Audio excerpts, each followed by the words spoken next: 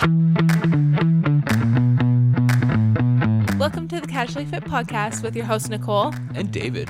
We are just your regular guy. And gal here to talk to you about everything health, fitness, and overall life balance. Because health looks different on everyone.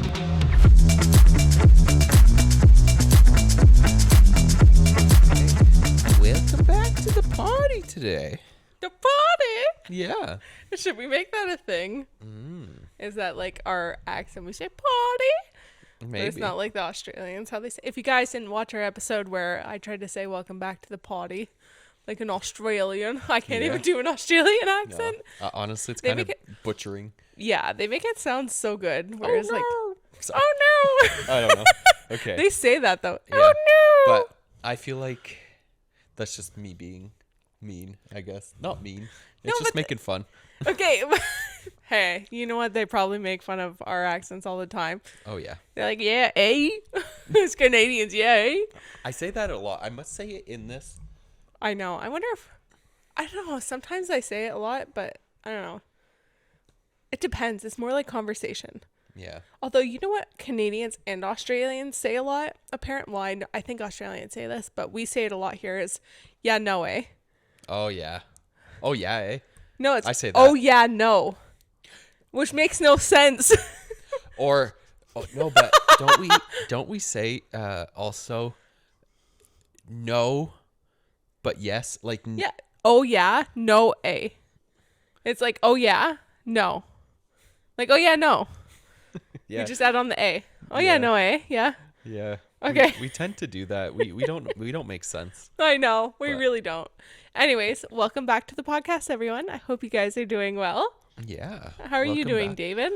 I am honestly could be better with my arm and whatnot. Yes. But yeah, I don't know. It kind of started like a week ago.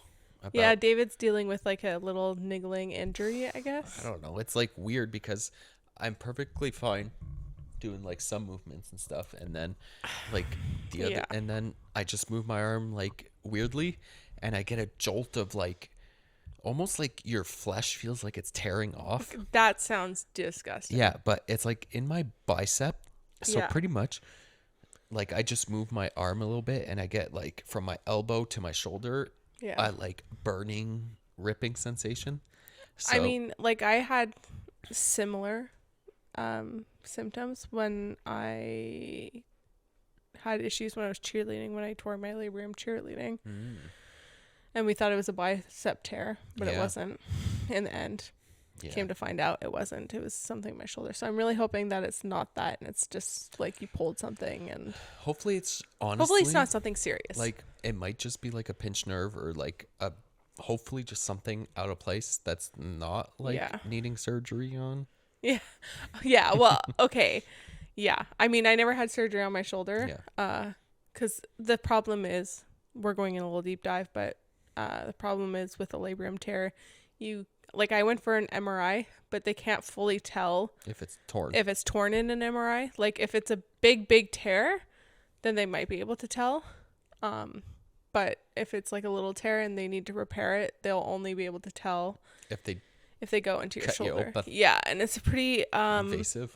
Very invasive. Like I remember looking into it and I was like, I don't want to have surgery on my shoulder. It looks horrible. Yeah. Luckily I think I'm okay. Time. Yeah, it is a recovery. Well, first of all, I just couldn't imagine going through a surgery like that. It's just, anyways, we're rambling. Yeah, but anyway, on a good note, I was able to do 57 unbroken double unders. That is a huge win. I am very happy for that. Yeah, I'm happy for you too. You know how long it took me to be able to at least do just 10 stupid double unders? Even to get your double unders, It honestly, I think it took me legit like 2 years. Yeah, for sure. Minimum 2 years. It took me faster to learn walking on my hands than to do freaking double unders. Yeah, but that was the only thing I had on you. Yeah. Is that you had every other movement in CrossFit and you weren't able to get double unders, whereas I was able to get double unders and barely had any movements. So I was, That's true. The one thing I had on you, now not so much. Yeah. But I'm happy for you. I'm really, really happy for you. So how was your week? Or My How week you was doing? good. I'm doing good. I actually had a really big win this week. I tried for another Getting that PR. W. Yeah. I just tried for another PR on my deadlift. I did a deadlift PR a couple weeks ago. I know I shouldn't try it often, but it felt light when I did it a couple weeks ago. So I was feeling really hyped when we were doing a workout at home. Yep. And I was like, oh, I did like 205 deadlift. Sorry. Yeah. I did a PR in deadlift. Postpartum PR, not like a all-time PR. Yeah. My all-time PR is 305. Yeah. And I want to get back to 305. That is my goal because I know that I can easily do 305. Anyways, so yeah, I hit 225 a couple weeks ago, and then I did 205 for 3 reps, and I was like, I can easily hit like a pretty like higher than 225 for 1 rep. Yeah. So we loaded up the bar, and when I go for a PR, or I know that I'm getting close to my PR weight, I don't always like to count the weight. Yeah. Because I psych myself out. I do that a lot. Yeah. Because I'm Especially like, I don't want to know. I'll know after. exactly. Especially if I'm going to do like an Olympic lift. Like I'm doing it safely, like that I know that I'm not going to hurt myself or anything. Like I'm not doing a huge jump, but I know like that I'm in that range. Yeah. I'm like that with my snatch. Yeah. Because Oh my God, yeah. I have to not know the weight because at a certain weight, it just, I get freaked out. it mentally like messes Well, with me. when you're like, okay, I'm going to be lifting 150 pounds, 150, it starts it. like, oh my God, I'm lifting, Anyways, so I tend to not know what's on the bar. So I loaded up the bar and I did a couple reps. I don't even know what the weight was, but it was probably like 225. And then I think I did like 235. And then, Because you had a few little change plates and yeah, stuff. and then I loaded up the bar to 245 and lifted it. Yeah. And it went up pretty good. Yeah. Like it felt slow, but honestly, when I look back Yeah. at the footage, it looked actually really good. It went pretty easy. Like Yeah. it was like, it looked the Well, same this- as like yeah. when you lifted 205. Yeah. I mean, So- before I had Cove, 245, I could rep that out. Yeah. Like not rep it out like 10 reps, but I could do like at least 5 reps. Fast, Yeah. like, or worst case, fast singles. Yes, exactly. Like it wasn't like deadlift is my strongest lift. So, like 245 before wasn't that bad. And I just need to get used to the weight on the bar, really. That's the thing. Yeah. So we are rambling quite a bit, but actually something I wanted to kind of introduce to the podcast, which I heard on another podcast, which is the Rise and Conquer podcast. They do a recommendation of the week, and I feel like we should do this. I really would love to. I love recommending things to people. I love it so much. So I want to recommend some things to you guys, and today we're going to recommend something. David, take it away. Okay. Recommend us something. Well, I'm going to recommend a show on Netflix that we've been kind of just like binge watched both seasons because there's only 2 seasons. So it's called Pretty Hard Cases. If you're Canadian, it's more of a Canadian show. Yeah, it's based in Toronto. Yeah. So it's honestly, in the beginning, you're kind of like, is it going to be good? But then you just get into it because it's like It's chill. the dynamic is really good. Yeah. And I was pleasantly surprised. Yeah. It Not wasn't gonna too lie. bad. It wasn't No. too bad. I like that. Yep. Yeah. What was your recommendation? I actually am okay. So I'm going to technically say 2 because I got this idea from the Rise and Conquer podcast, and I really want to actually recommend that at the end of the day because that's a really good podcast. I love that podcast, especially if you're into like manifesting or changing your mindset and things like that. Highly recommend that podcast. But the thing that I was actually like originally going to recommend is a song that I have heard all over TikTok, and it gets stuck in my head, and I really, really like it. And it's by this artist called Talk, Talk, and his song, like he only has one song, but it's Runaway to Mars. It gets stuck in my head, and I like love it. It's such a like jam, and I just love listening to it and playing it in the car. I like full blast. I'm like, yeah, like love it. It's a really good song. It is. Okay, so our recommendations are done, and now we're gonna get into a little bit more of a serious-ish talk. I mean, We're spilling the tea. we're spilling the tea about having a baby and becoming parents. Oh my gosh. Oh. I mean, I know a lot of you guys who might be listening to this might already have kids or whatever. So some of this might not be new to you guys, but to us, this was a new. huge, yeah, it was a big adjustment. Every step is new. Yeah, every day is new. Yeah. But we just wanted to share our experience. We're not we're not saying that we're the best parents in the world and we know everything, because we certainly do not No. at all. But we would just love to share our experience. Yeah. Okay, so why not? Let's just jump into it. Yeah. Yeah, I think Okay. we should. All right. So we're first going to talk about the labor journey. I shared my entire labor story. Well, we shared it because you were part of it. Yeah. A major part of it. So we shared that on my YouTube channel. I'll have it linked down below. I shared like the birth vlog, and then I also shared like the story behind the scenes. Just because like a lot happened. And it was I'm intense. not, yeah, we're not going to go into like detail because like I have the full videos on my channel, and like I said, check that out, because this video is gonna, or not this video, this podcast would be very long if I went into detail about like the labor. Yeah. So I mean, if you guys want a full video of me talking about my labor, we can, but we're just going to do a brief overview, or not video podcast. Oh, I keep saying that. Anyways. Because you're so used to doing videos. I know, I really am. So a brief overview of the labor. It didn't go to plan. Nope. It didn't go great at all. I didn't even plan that. Like, I went into like labor with like, my goal was to go as natural as possible. The hospital that we were birthing at had a lot of options. Like, we could do different positions. We could do a water birth. Like, they had so many options, and it was really great. And I was so excited for that. And it's one of the number one hospitals, I think, in Canada for birthing, I guess. And I was really just excited.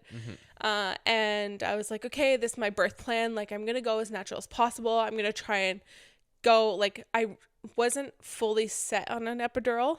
Like, I was like, if I need one, I'll take one, because I'm not good with pain. Like, when I'm in a lot of pain, like, I've had injuries where I'll injure myself and my body just tenses up. Like, my muscles just automatically tense up. It's like just, I don't know, like a safety thing for my body, or a reaction thing. And so I was like, you know what, like, I'll have an epidural if I have to, but I want to stay as natural as possible, and I want to give birth in more of like a squatting position rather than a lying down position. Yeah. Just because I knew that was more beneficial, and I knew I could do that with an epidural still. So. And also the hospital encouraged you to birth in different positions. Yeah, that's it. Yeah, they didn't actually want you to birth on your back. Like, they didn't, it's not that they didn't want you to, it was just like they, like you said, encouraged. Yeah.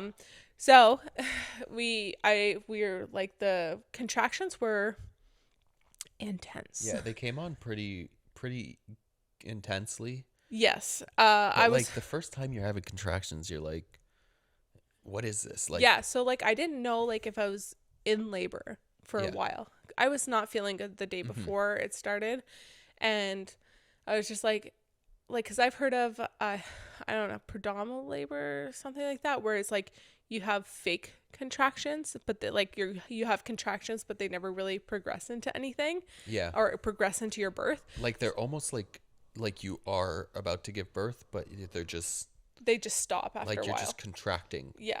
So you're like, shit, yeah, but then it stops. Yeah. You know? And so like, I was like, I don't know if I'm doing that. Like, and I was like, I was almost panicking a little bit, because I just didn't know what to do. And then they got obviously progressive. We talked to the hospital, and they were like, okay, like, we have to, you have to have requirements. So that happened. We were in and out of the hospital a couple times, because it was just 3 times rough. Yeah, like, I was in a lot of pain. Yeah. I mean, like, I guess I don't know. Maybe I can't handle pain. Maybe it was really bad. I don't know. It's the thing is, it was your first time. Yes. You had I no was idea. scared. I was honestly really scared, and I think that's what played into it a lot. Is that I just had a lot of fear. I tried to do like meditation and stuff, but I think at the end of the day, I was pretty scared. I just didn't know what to expect. Well, that's it, because it's out of your control.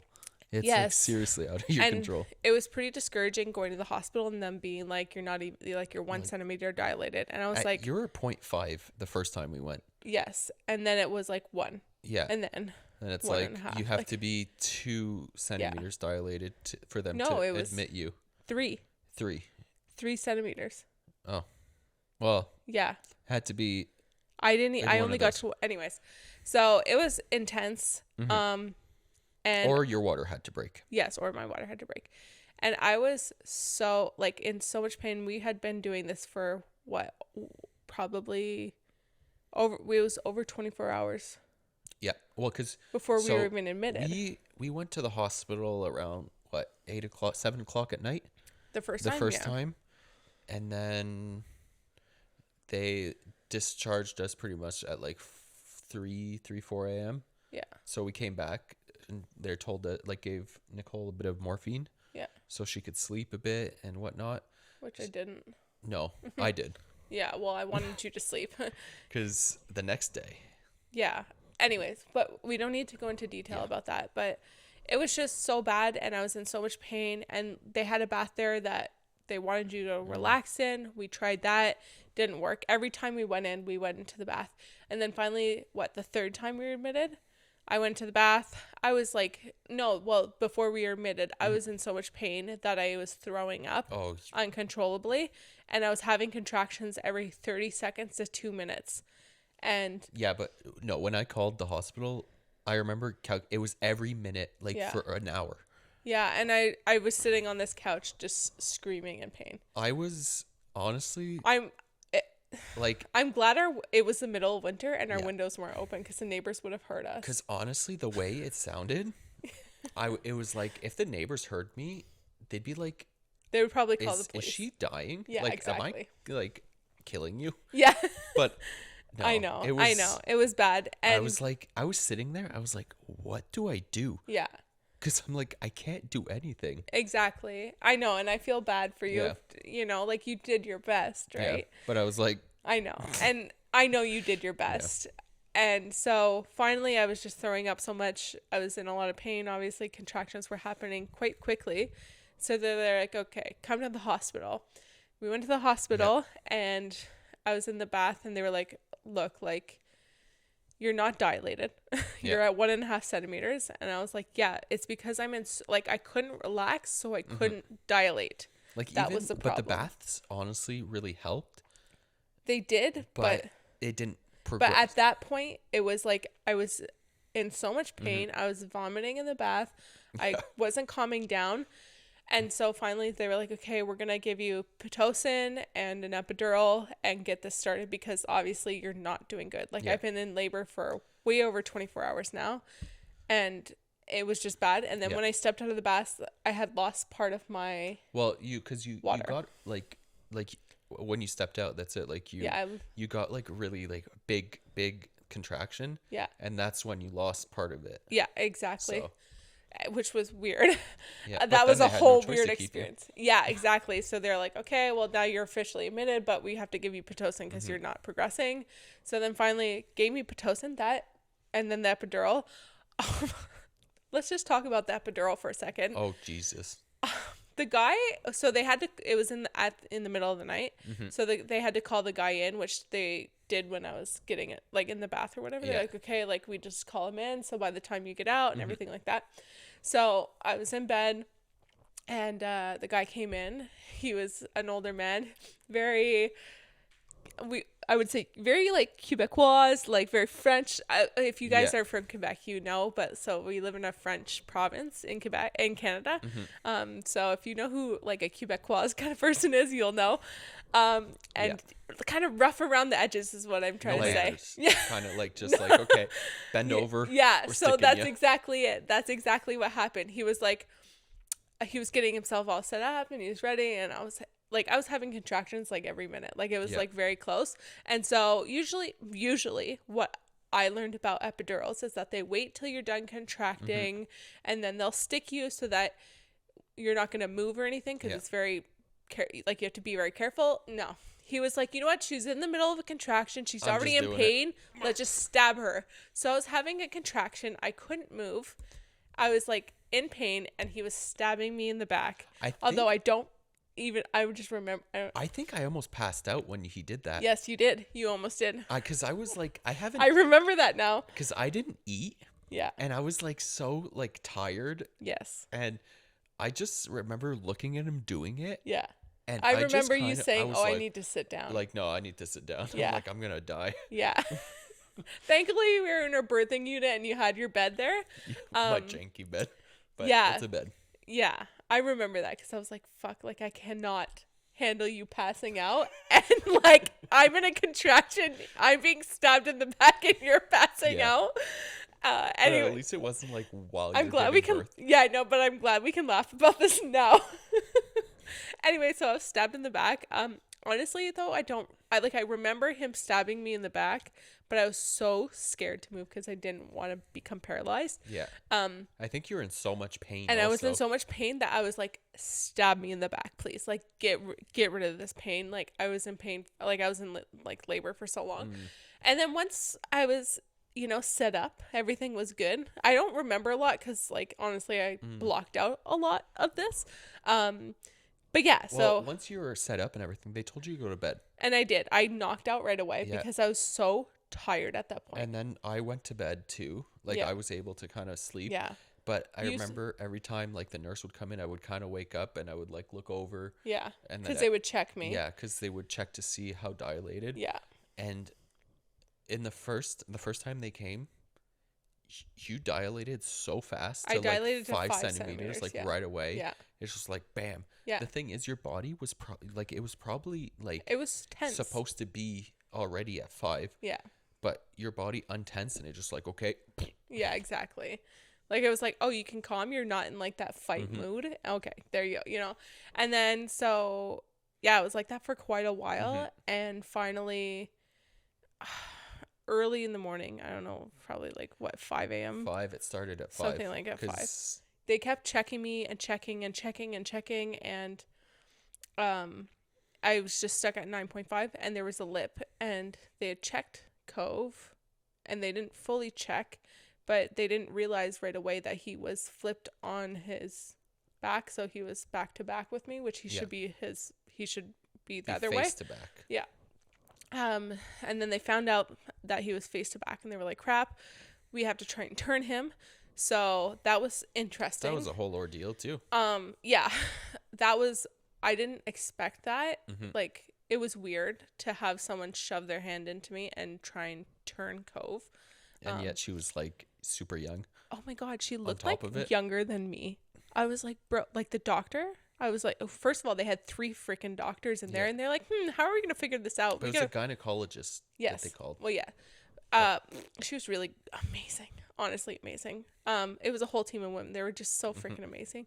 The nurses too. Oh yeah, I forgot to say that the rest of my water broke out after the 5 centimeters of the Pitocin. The nurse was like, you have to get up and pee. And I was like, I don't want to. And she's like, well, let me stick in a catheter. I was like, okay, I'm peeing. Anyways, and when I got up there, I my water broke because she was helping me, and my water broke all over her, and I was like, I'm so sorry. And she was like, it's okay. I'm like, no, I'm so sorry. She's like, no, it's really okay. I felt so bad. I was like, bro, I just got literally like my water all over your shoes. Yeah. I was like, yeah. Anyways, so coming back, they tried turning Cove, didn't work. That was just like such a weird experience. Like, I was like, am I giving birth? Am I not giving birth? And then like I could see because there was like lights because it was dark. So they had like these huge like ring lights facing my vagina, I guess, and I could see what like, was going on. Yeah, I looked down and I was like, oh my God. It was just like, okay, I worked on a horse farm, and I've seen a lot of like vets shove their hands into like horses. That's what it reminded me. Nice. I can't believe I just said that. Yeah. Anyways, there was a lot of blood though. That's what freaked me out. I was like, okay. Anyways, didn't work out. And the doctor was like, okay, well, we have no other options. So we have to do an emergency C-section because Cove wouldn't turn around and he was stuck on the lip. Like, we tried pushing him out. Pushing was weird. Like, I there's a strategy to pushing, Yeah. and I could like they were like you have to like push. I'm like, I don't fucking understand. Yeah. Like eventually I kind of learned, but Mm-hmm. he was just stuck, so it was really hard. But he had a big coconut head. He did. So My God, that's he's got a kind of huge noggin. that's the problem. I know. Because they grabbed his head and like tried to twist the head, but the body Wouldn't would fall not follow. because his freaking big head. Yeah. Anyways, yeah. So tried pushing. That was weird. So like we were doing like the steps to having a vaginal birth, but just didn't work out. And like I was in labor for so long, and then my water had broken, so now it was like kind of getting like on a time crunch. Yeah. So she was like, look, like we have to do an emergency C-section, which that had not even occurred in my No. mind. Like I was not even planning on having a C-section. I was like, there's There's no no way. reason. It's not that there's no way, but there's just no reason for me to have a C-section. Like I'm gonna have a vaginal birth. I'm gonna imagine having a vaginal birth, like envisioning it. It'll be fine. It didn't work out like that. And like I know the hospital we stayed at, like most hospitals tend to push C-sections very easily, but this one doesn't. And so I know that they had We tried were, what, everything. 48 hours into this whole Yeah. ordeal. So, Yeah. So yeah, I knew that they had exhausted everything.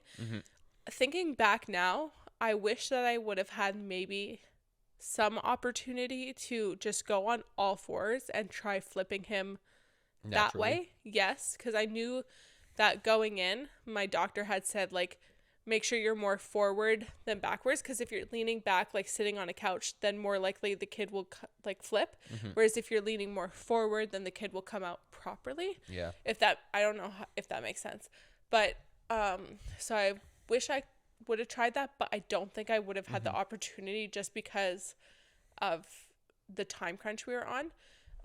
So by 7ish, I guess, yeah, something like that. Yeah. We went and prepared for emergency C-section, and that was very scarring on its own because I felt everything. Yeah. Yeah. That's Yeah. So I was like really exhausted at this point, and they were like, "Do you feel this?" And they were touching my legs, and I'm like, "Yes." Also, going into a C-section, like I had already so I had an epidural, so I was frozen down there, and they had really pumped my epidural up more. So I really like I was being flopped around like a freaking chicken on a cutting board, I guess is the best thing I can say.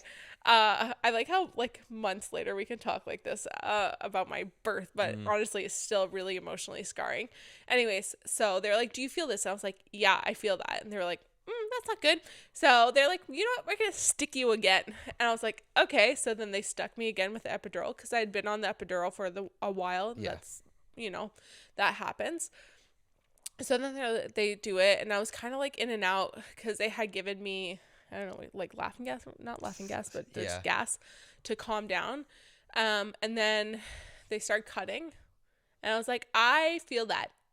And they were like, "What?" And I was like, "Yeah, I feel you cutting me." and like, oh shit. Yeah, and they're like, "Well, we can't we can't stop first of all." Like they couldn't. Because you're going to die, Yeah. pretty much. Well, but they had to get Cove out, Yeah. and they're like, "We can't put you under because the uterus tends to bleed excessively Yeah. when you go under." So that was stressful. So Yep. yeah, I felt them cut me open, and they gave me more gas, I guess, so that I Yeah, wouldn't you were kind be of like in and out. Yeah, like I don't remember most of it.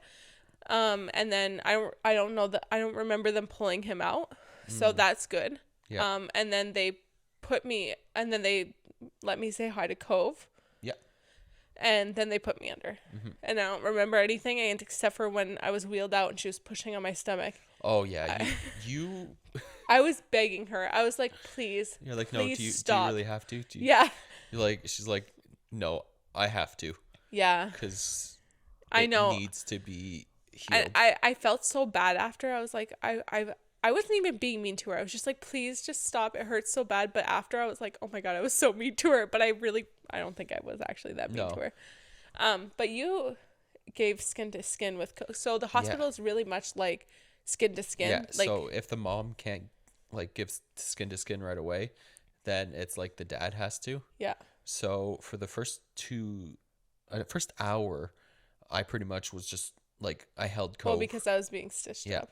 And I'm glad, honestly, I'm glad I was knocked out because I yeah. would have been so scared alone being like in the operating room because I remember going in before you were allowed in. Mm. It was a really intense, scary Well, that's it. time. And that's the thing. I pretty much did the whole skin to skin with Cove, and Yeah. like honestly, he was really good. Like you know how sometimes like kids just like they're just screaming because they're like Me when I hungry. was born, yeah. He honestly did not scream Yeah. the whole He time. was really good. He was looking at me with his like big eyes and just like mouthing like he Aww. was hungry. Like Aww. like the nurse was looking at him and stuff, and like So cute. was like, I'm like crying. I'm tearing up. That's yeah. so cute. But yeah, But yeah. but after my arms, I was so tense. I was like, okay, I can't Don't drop like him. as soon as they wheeled her in, they made her hold him. Yeah, and I didn't want to. They're like, we're putting him on you. And I was like, no, don't put him on me because I felt like I was so out of it that I And you were could not gonna hold like my hurt him. child. Yeah. I was scared to hurt him. I was scared I wasn't able to hold him. Like, I didn't understand how he would stay on my chest Yeah. without me dropping him. But he did. They forced him on me. Yeah. They were like, no, here. And I was like, no. Yeah. Anyways. And then as soon as like I handed it my arms hurt so bad. Like I was so tense. I was like, oh my god, like Oh my gosh. Yeah. So. but they wheeled Cove up with you Yeah, he was on my chest when we went up. the whole way. Yeah. So then that was pretty much the labor and the birth, I guess. It just didn't go as planned. No. I wasn't expecting that. I mean, I should have went in expecting like that a The C-section was no. You can't expect the worst though. But I was No. just should have went in expecting like a C-section can still be a possibility. Yeah. But they said though, if you can still have a normal Yes. birth after Yeah. if you wait the proper time. Yeah. And Yeah, I have heal to just wait properly. 18 months or whatever they said. So that's Yeah. good.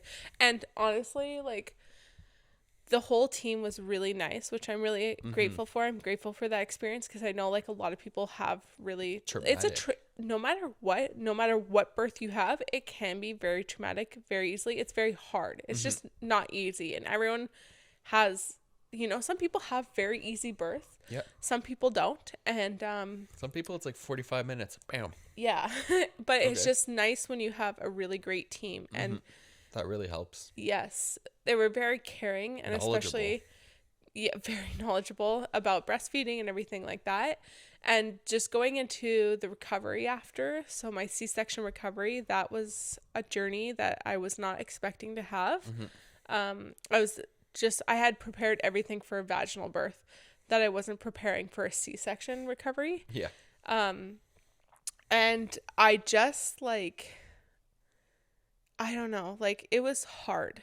So pretty much within 24 hours, they had me sitting up, which it just it felt like it was burning and it just felt like my skin was being pulled. And since I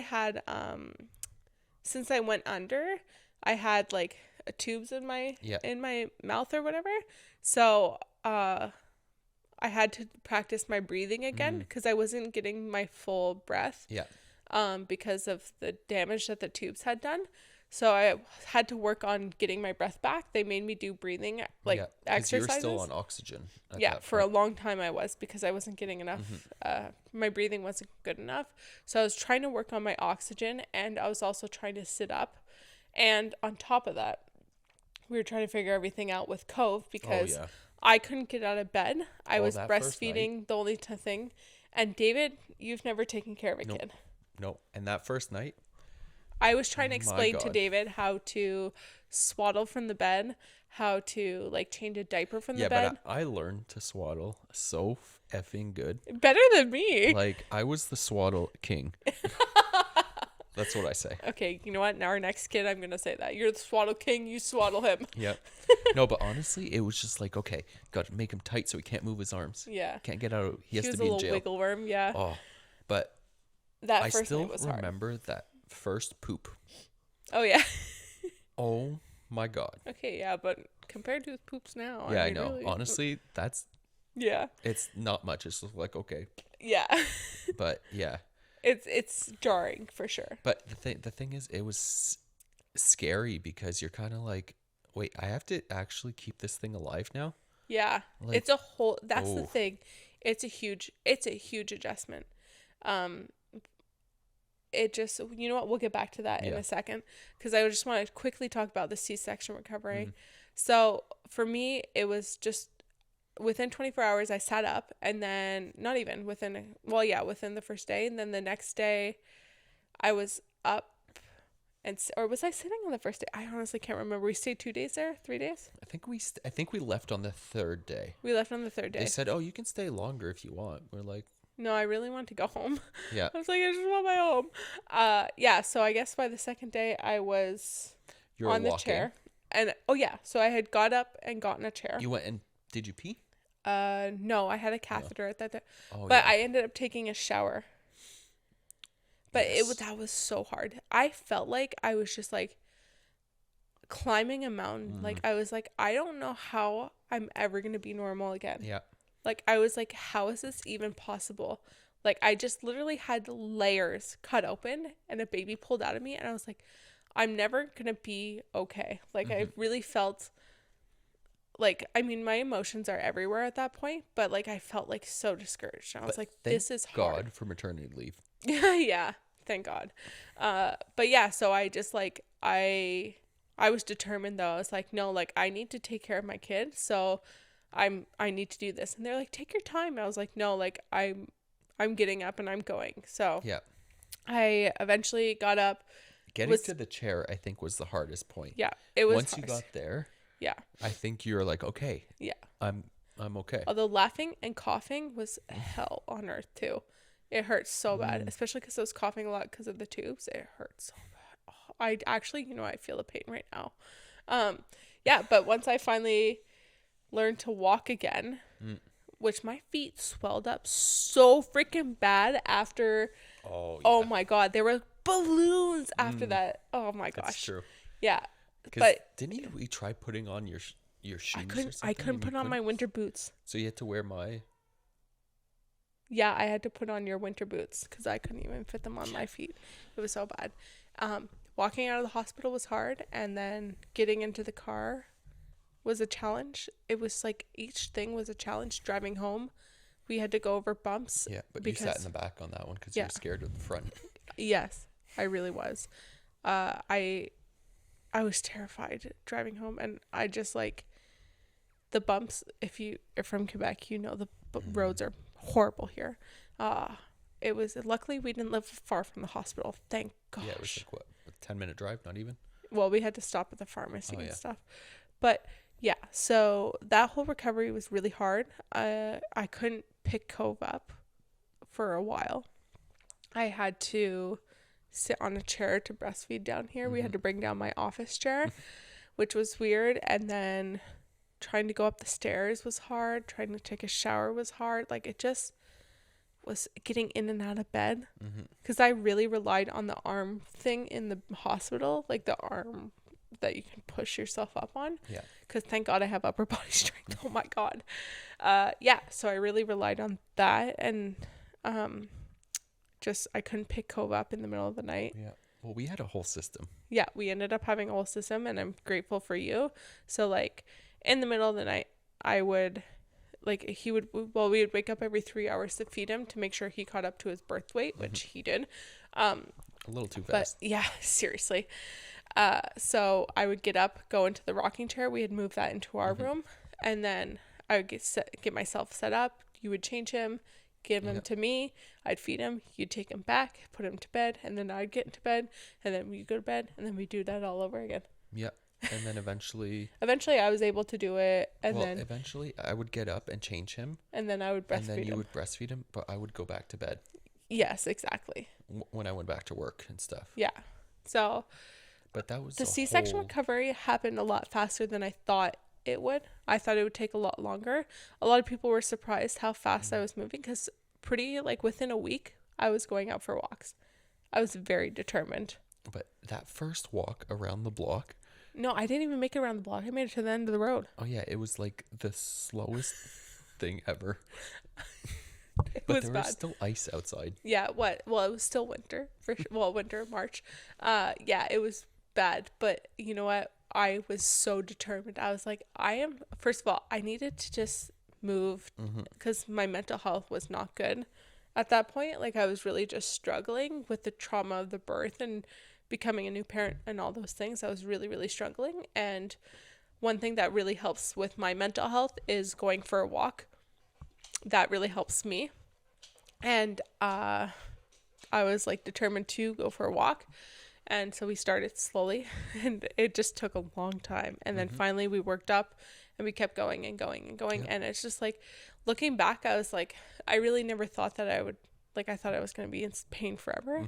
And now I'm like, I just did a deadlift PR, which is crazy. But even your physio, Oh, yeah. that She was, also was one of your yes. the things you did. That was one thing that really helped me is that I did physio during my pregnancy, and I did physio like right after, not right after, like 4 weeks after. And she really made sure I was massaging my scar properly, because a lot of people are not educated on that, but you should be moving the tissue of your scar just to, you know, so that it moves well, because if you don't do, like, if you don't move the tissue, it will like stiffen up. So we really made sure we were doing that. We were working on my core. We were working on my pelvic floor, things that were really essential to postpartum recovery. And we worked on my pelvic floor and my core before I gave birth to make sure that I was prepared for postpartum, which made a huge difference for me. And I think that just overall, with my recovery, my C-section and all those things, I was surprised how well I recovered. And I'm grateful that I recovered well. Yeah, me too. Honestly. And I'm glad I had the tools to be able to recover, and that I was educated, because like I'm pretty aware of my body because I'm into fitness, and I wanted to be like, I wanted to make sure I was taking the proper steps, because I've been through injury, and injury takes a long time to come back from.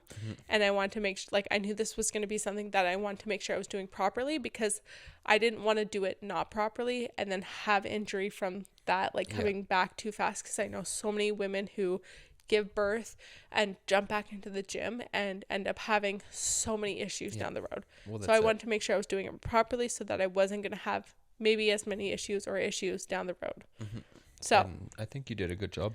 I think I did. Honestly, I think I did too. I'm proud of what I did. I put a lot of work into it. And I know a lot of people, like, it did seem like I recovered quickly, which, yeah, I guess I wouldn't say I recovered quickly, but you listened to your body. I listened to my body, and I worked hard. I spent hours and like so much time working on just so many minor things, and I think it made a difference. And I think so too. My physio said that too. She's like, okay, yeah, there's like your core recovered much faster than the typical person, because we were practicing these things before birth.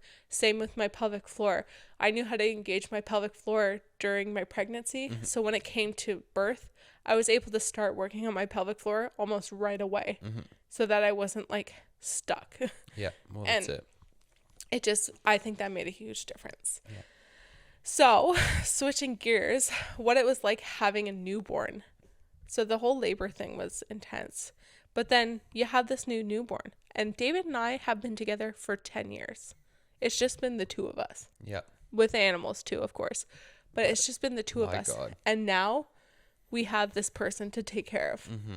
A complete stranger, really. Oh, yeah. Like, at first, you're kind of like... a stranger that's solely reliant on you. Yeah, you're like,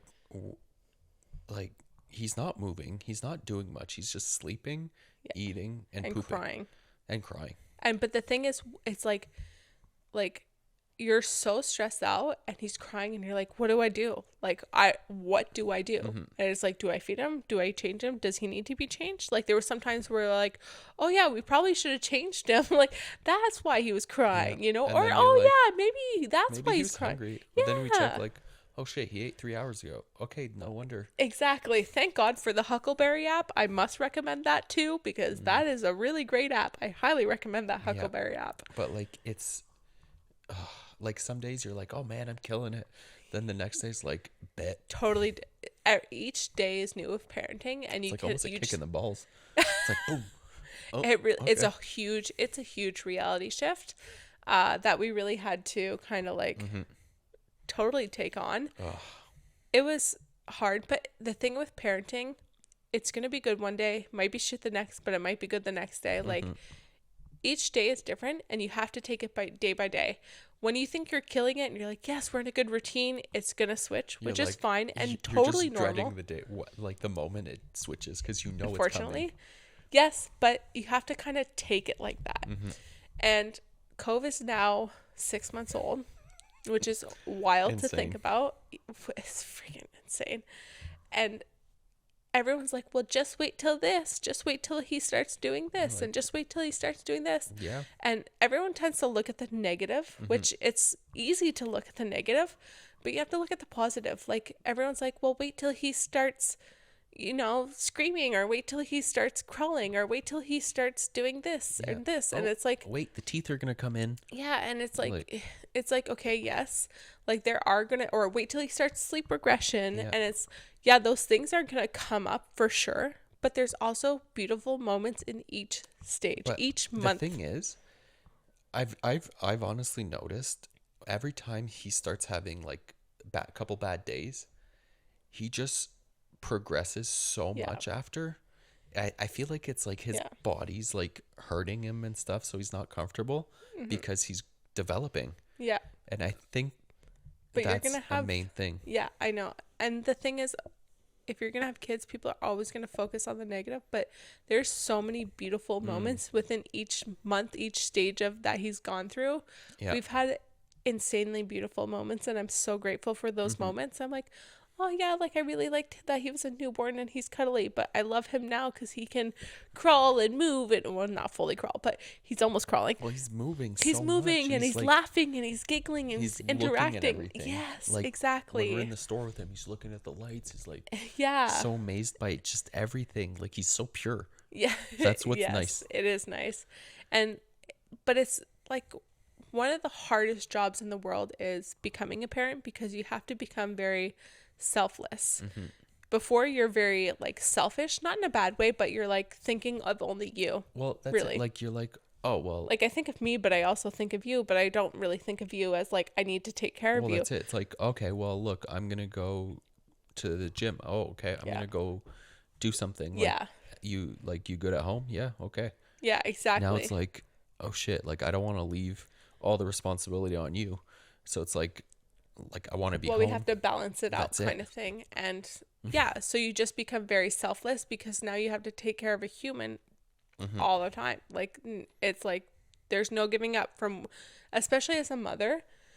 As soon as you wake up, you are thinking about your child. As soon as you go to bed, or even throughout the night, there's not one moment where you're not thinking of your baby or your child, whatever. You're thinking about them all the time. What are we doing next? When's a feed? When's a diaper change? How much has he eaten? Like, it's a lot. And it can be mentally overwhelming for sure sometimes. That's why I think it's important to have a break. Yeah. It helps. I'm grateful that I have you, that I can have a break where I can go work out, or I can go for a walk or a drive or do whatever. Yeah. It's, all part of the thing. And it's something like that we had to balance out, but we really made sure that we figured that out before we gave birth. Yeah. Like, we really made sure, like, okay, we are going to check in on each other, because a huge thing too is like anger. Oh yeah. That they tell you in the hospital too. They're like, okay, look, like anger is a huge thing. And I'm like, okay, yeah. But when you give birth, anger is so hard, especially as the pregnant women. But even you experience it too. Oh yeah. Well, Because it's the crying. The crying sets off your internal, like, it just gets to you. But the thing Yeah. is, I think it's the lack of sleep sometimes. yes, And just the you emotional. just don't know what to do. That's it. And So it's you're an like- and it's a shift. It's a shift in reality, and it's hard. And the anger is hard. And I really, really struggled with it sometimes. But luckily, you would check in and you're like, are you at your limit? And I would say, yes. Sometimes I tried to fight it because I didn't want to be seen as weak. Yeah. But that's just my internal thing. Yeah. But A lot of times I was like, I'm at my limit and you took over.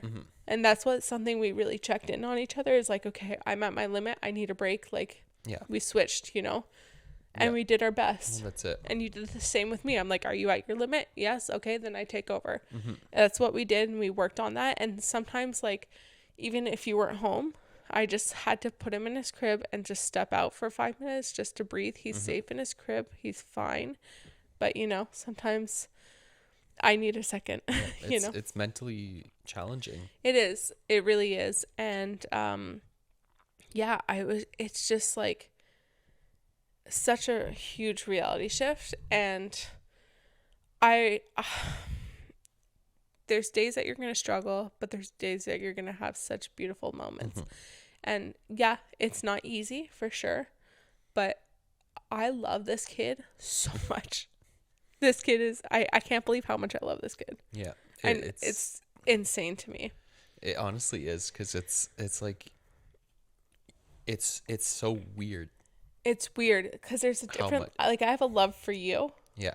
But like, there's a different, it's like a devotion. I don't even know how to explain it. Like, I love you. But Yeah. I also like love Cove.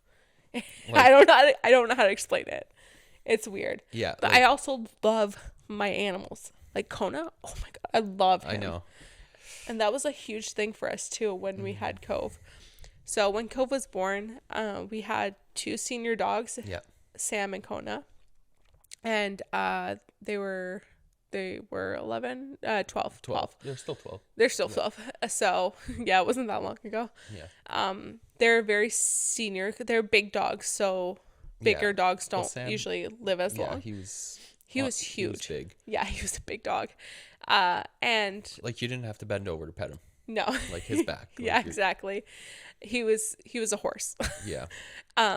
So they had stayed with David's father when we were recovering in the hospital, and then finally we brought Sam back, and Sam had struggled with his back end before we had given birth, and he was really struggling with his back end. Yeah, because when he got back. Yeah. And unfortunately, within a couple days. Yeah. That was sad. It was hard. Really, really hard, and I feel like we never really got a chance to mourn him because we just had to deal with take care of Cove. Yeah. But that was really like hard. Yeah. Because Sam is a very needy dog. Like he was needing, because he was a senior dog, he needed medication, he needed help, he needed to go out pee in the middle of the night. Like so it was really hard to let him go. Or not let him go, but what happened. Yeah. And even having Kona isn't as needy, but he also is a very senior dog, and his age has been showing faster and faster throughout the months. And we have carpet all over our floors now for him. Carpet, grippy floor, like the tile flooring. Yeah, so we're trying our best. So it's difficult to take care of a senior dog and to take care of a baby.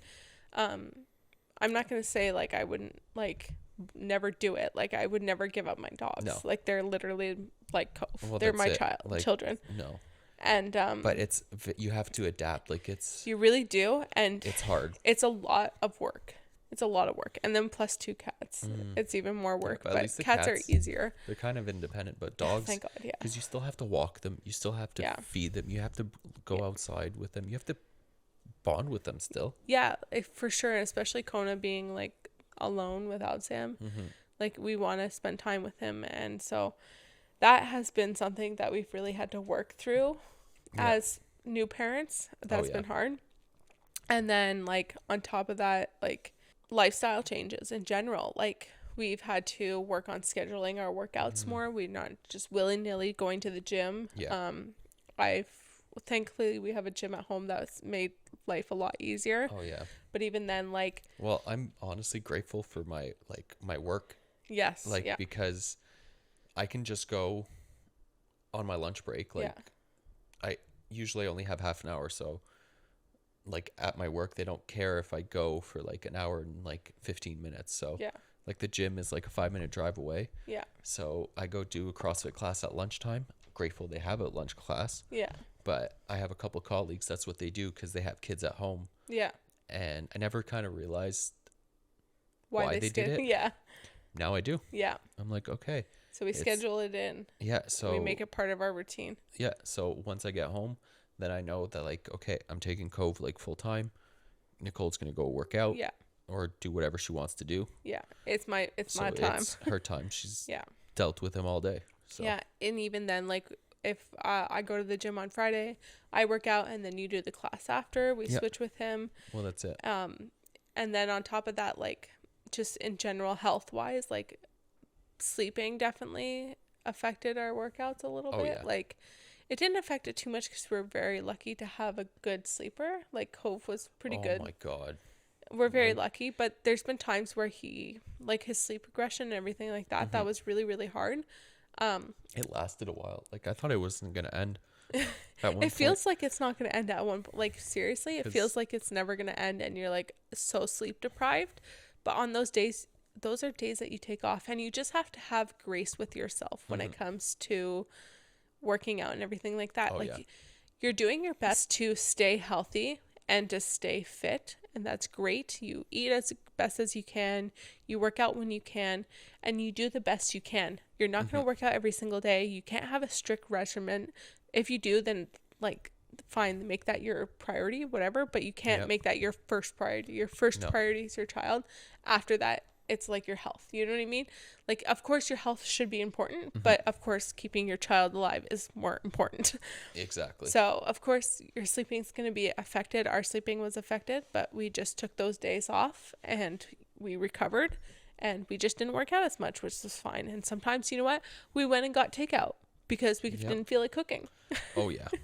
And that, you know, like, it was just like trying to figure out, like, what works, what doesn't work, and all that jazz. And then you get into a routine that actually ends up working out pretty good. Exactly. And then just trying to figure out, like, as parents too, first of all, trying to figure out how to take care of a kid, which we already talked about, but also, like, what is the best decision for Cove? That's a whole other thing. My God. Is parenting styles, like, especially on TikTok. I mean, you can go down a rabbit hole, but everyone's like, you need to do this, you need to do that, you need to do this, honestly, I just saw a TikTok about that, and I was like, my God, like, it's just like how to change your kid the proper way without hurting him. I'm like, shit, okay, well, I guess I'm not doing it. Yeah, but it's like, okay, but then you read the comments and, like, well, people are like, well, my 3 kids are fine. That's how, like, and so stuff. what I've learned, so, like, there's people who are like, you need to breastfeed like this, or fed is best, whatever, or co-sleeping, like, do co-sleeping. Co-sleeping is the only way to go, or no, don't do any co-sleeping, you're gonna kill your child, or, like, it's one extreme to another, or, like, don't let them sleep on you, or let them sleep on you. What I've discovered is that you just do what you think is right, which is fine. Yeah. And I find just staying in the middle. Oh yeah. Doing a little bit of everything, staying in the middle, not going from one extreme to another, because it's insane. Well, that's it. There's people who are very stuck in their ways when it comes to raising their child, and very intense. If you're watching this and you see a thing in the cameras, just fluff our cat's tail. Poking in and out. She decided to greet us with her presence. Yes, hi Fluffy. Anyways, so yeah, like, there's just people who are very on one spectrum compared to the other side, and honestly, just stay in the middle. Just work your way through, and it doesn't need to be one strict way or another. Like, I was like, oh my God, I need to do sleep training, and you really don't. Like, no. I mean, not saying you don't, but it do depends. What works for you. That's it. And it depends your child. Every child is different, and you need to figure out what works. Yeah. There's some strict sleep training, there's some easy sleep training, there's some no sleep training. Do what works for you, and just stay in your lane. But it was like, as a parent, like, seeing these things where I was like, you need to do this, you need to do that. I was like, so overwhelming. I don't know what I'm doing. I felt like I was doing so many things wrong. Yeah. But at the end of the day, I wasn't doing anything wrong. It's just your own preference, really. I mean, like, I'm keeping my child alive. I'm feeding my child. That's all I'm doing. He's getting cleaned. He's clean, he's happy, he's sleeping, he's good, he's healthy. Yep. That's all that matters. If your child is healthy and they're doing good, Yep. then good on you. That's Like, it. I feel so bad. There's so much pressure, especially on mothers, to Yeah. like do all those things, and it's like overwhelming. Yeah. But I kind of find that there's like a kind of like a little toxic thing about like Oh God. breastfed and Oh, not breastfed There's a babies. huge thing. Like, Fed is best, okay? If your kid's fed, good on you. Your kid's okay. Like, your kid needs to be fed. Do what you need to do to feed your kid. But there's some people who are just like, no, the breast is the only way to go. Like, you're not a bad parent. no. Like, you're So, really not. It's just so overwhelming, and it's just to find know. the best thing Yes. that works. Just see what works for you. And there's no way, like, you should never go to one extreme, I believe. No. Just do what you think it is, but you don't need to go balls to the wall every single time you do something. That's And it. like, we do cloth diapers, but we don't do 100% cloth diapers because it's just not the reality for us. We can't always do that. Yep. But we do like 95% cloth. All the And then- comments we got when we Oh my said God, we yeah, were I going to know. do cloth diapers. I know. my It was God. ridiculous. But you know what? We do it. We're fine with it. But there's some people who are like, you need to go cloth all the way. Like, don't use any disposable. And some people are like, I'm using disposables all the way. Like, do what works for you. And I've had some people who are like, oh, you do cloth diapering. Can you tell me the pros and cons? And I was like, look, you can do cloth diapering, but you don't need to just do cloth diapering. Like, you can do disposables too. Like I'm all honestly, for the environment, but like, honestly, what's really helped is you buy a giant pack of like Costco diapers. Those shit like last forever, yeah. and We use, ended like, up cloth. giving a lot away because like Yeah. we didn't end up using them, which is fine. But just find what works for you and go in that direction. That's what I've definitely learned from parenting so far in this very short. It's 6 months feels like a long time, but it's really has not been that long in reality. It's true. And also, if you're a woman and listening to this and you're pregnant or something like that, don't freaking listen to the bounce back culture. That stuff is such bullshit. Like, when I got back into working out and stuff, I had seen so many girls within like weeks lifting insane weights. It took me months before I started lifting heavy. And there's girls that were snatching, doing cleans, and I was like, how are you not peeing yourself, or like your pelvic floor is completely ruined? But there's just this bounce back culture that is literally like, you need to get back into the gym, you need to do this. Like, I hate how much women are so stressed It's to like, oh, you're not supposed to show that you just had a birthed baby. child. Exactly. Like, Calm okay. down. I know, seriously. Like chill. it's insane. So please, like, don't fall into that bounce back culture. Like, I really freaking hate it. Work on you. Work at your own pace. I came back super slow. I took my time. It took me a really long time, and I'm happy where I am. I'm still recovering. I'm still not fully back to my fitness level, and I'm okay with that. Like, some days I did struggle. I was like, yeah, I wish I could, be where I was in the gym before. But at the end of the day, I'm glad that I took my time, and it's giving me opportunity to get even better in the gym. That's it, because you're working on the small things that Exactly. you might have neglected before. Exactly. So don't fall into that. Yeah. Do you have anything that you want to add? No. Not really. We covered honestly, a lot, it's just honestly. take it day by day. Take it day by Even day. sometimes take it like minute by minute. Honestly, yes. Seriously. Like, when it's going bad, just take it minute by minute. It can't always go bad. Exactly. It's going to get It better gets better. eventually. Yeah. And with that being said, this was I feel like we talked for a long time. Yeah, I think but this one was a long one. yeah, we had a lot to say. Yeah. I hope you guys enjoyed this episode. If you did, let us know in the comments, like this video on YouTube, all that jazz. I think you can, I don't know if you can do that. Rate us on Apple Podcasts. That would on really YouTube, help. you can give a thumbs up. Yeah, YouTube thumbs up and comment. But other than that, rate us on Apple us. Podcasts if Yeah. you can, and Spotify too. That really, I really, think we stuck it on Google too. and Google too. I think we're on Amazon too. too. Anyways, Whatever. if you guys can rate us, we really would like that. I Yeah. would appreciate that. And yeah, we will see you guys in the next episode. Thank you guys so much for watching. Bye. Bye.